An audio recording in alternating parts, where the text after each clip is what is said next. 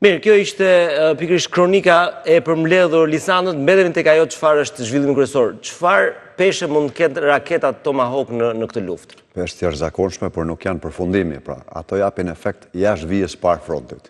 Nuk është se do përdoren për ato janë me rreze të lartë veprimi, të cilat synojnë që ajo që po i ndodh në këtë moment të Ukrainës, që është goditja e infrastrukturës, goditja e pikave kryesore energjetike, goditja e rrjetit transmetimit të energjisë, rezervave, pikave kryesore ushtarake, ti kundërpërgjigjet Rusisë me tjetër mënyrë duke goditur në pikat kyçe financiare të saj, që mund të jenë rezervat energjetike, të gazit, naftës, hekurudha, ura, aeroporte, pika të depove të armatimit, çfarë e bën vulnerabël, sepse kjo luftë ka qenë shumë e kushtueshme. Dhe në këtë moment, duke patur parasysh që ka një vijë fronti 1200-1400 km, pra nga Bielorusia, gjithë pjesa lindore dhe jugore saj deri në detin e Zi, e bën shumë të vështirë dhe të kushtueshme vetë procesin. Pra dhe në terren, ky gjarpri nuk është një vijë drejt, por është një vijë dinamike që ka diku ka lëshime, diku ka përparime, diku ka tërheqje taktike.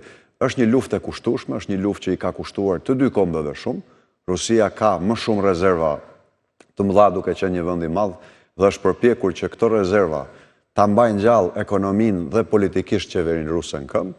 Çfarë e ka vënë vërtet në vështirësi nëse Ukraina e detyron Rusinë që përtej vijës frontit shikoj dhe ekonominë e saj që nuk është në ditët e veta më të mira. Në fakt ne do dëgjojmë në një moment shumë interesant, besoj edhe për publikun, se si e përshkruan Donald Trump raportin e tij me Putin. Sipas Donald Trump, Putin ndoshta vazhdon të mbetet një miku i tij, por ai thjesht nuk do të jap fund luftës. Le ta ndjekim mendimin e regjisë sepse është shumë interesante dhe pastaj mund ta komentojmë. I mean, I had a very good relationship with Vladimir Putin.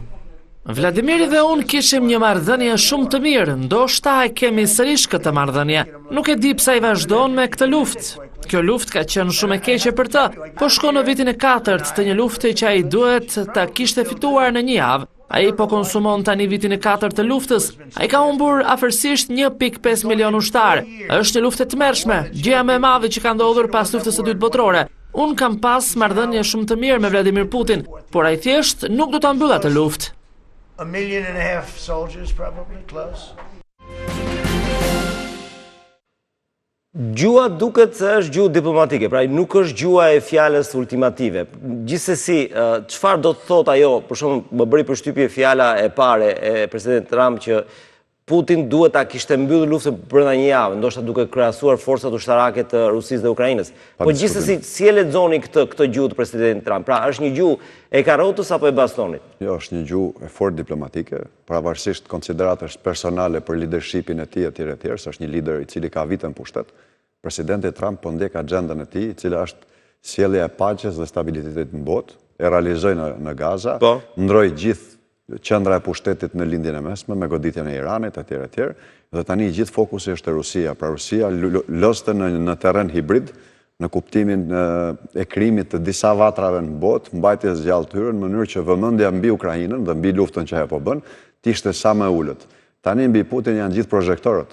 Dhe kjo do jetë një luftë e fortë nervash për ekonominë ruse, sepse Ukraina ka pas saj gjithë Bashkimin Evropian dhe Shtetet e Bashkuara të Amerikës që japin suport. Nga ana tjetër Rusia ka vetëm rezervat e saj dhe marrëveshje bilaterale tregtare me disa vende në Azi dhe në lindjen e mesme. Pra janë pakrahasueshme. Ndaj thirrja për Putinin është që të jap fund menjëherë luftës.